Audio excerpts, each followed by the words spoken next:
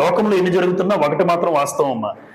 నా ఆలోచన, నా భార్య ఆలోచన వేరైనా, నా అభిప్రాయము భార్య అభిప్రాయం వేరైనా, ఇద్దరూ కలిసి గ్రంథం దగ్గరికి రావాలి.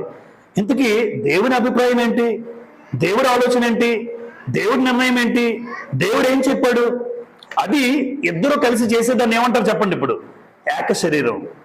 శరీరాలు వేరు, దేహాలు వేరు, వారి యొక్క అన్ని అభిప్రాయాలు, అన్ని ఉద్దేశాలు వేరైనా గ్రంథం దగ్గరికి వచ్చినప్పుడు ఇద్దరు ఏమవ్వాలి, వారికి వచ్చిన అభిప్రాయాల్లో ఎవరిది కరెక్ట్ చూసుకుంటారు.